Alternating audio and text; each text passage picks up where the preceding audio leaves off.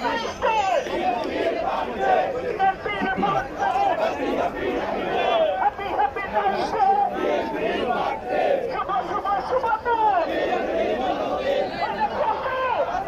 দর্শক, শহীদ প্রেসিডেন্ট জিয়াউর রহমানের হাতে গড়া বাংলাদেশ জাতীয়তাবাদী দল বিএনপি এবং সেই বিএনপির আজকে ৪৬তম প্রতিষ্ঠা বার্ষিকী।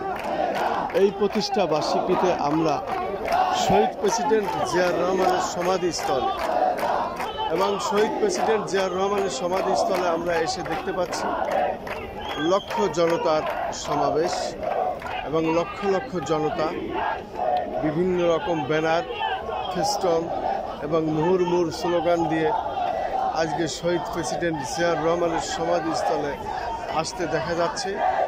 আমি সকাল থেকেই এখানে আছি, খন্দকার মাসুদুজ্জামান।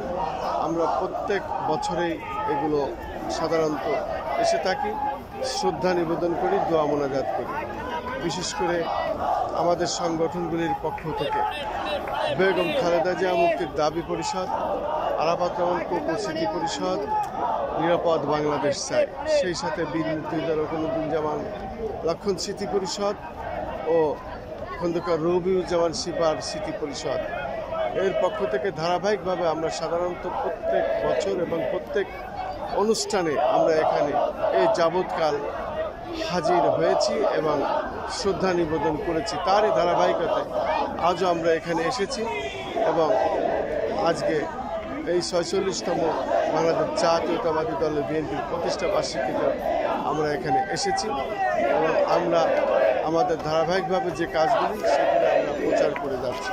আমরা দেখতে পাচ্ছি শহীদ প্রেসিডেন্ট জিয়াউর রহমানের সমাধিস্থলে লক্ষ লক্ষ জনতার ঢল, এভাবে মানুষ এসেই যাচ্ছে এবং আজকে বিশেষ করে সারাদিনই এই ধরনের অবস্থান থাকবে, যেহেতু এখানে আমরা প্রত্যেক অনুষ্ঠানেই এবং প্রত্যেক প্রোগ্রামেই এবং প্রত্যেক দিবসেই আমরা এভাবেই হাজির হয়ে থাকি এবং আমরা আমাদের কাজগুলো করে থাকি। বিশেষ করে শহীদ প্রেসিডেন্ট জিয়াউর রহমানের কবরস্থানের দোয়া মোনাজাত, শ্রদ্ধা নিবেদন এগুলো করে শ্রদ্ধা নিবেদন সহ দোয়া মোনাজাত করা হয় এবং আজকেও শহীদ প্রেসিডেন্ট জিয়াউর রহমানের কবরস্থানে বাংলাদেশ জাতীয়তাবাদী দল বিএনপির কেন্দ্রীয় নেতৃবৃন্দ আসা শুরু করেছেন। হয়তো আর কিছুক্ষণের মধ্যে প্রত্যেকে এসে গেলে এখানে শ্রদ্ধা নিবেদন এবং দোয়া মোনাজাত করা হবে।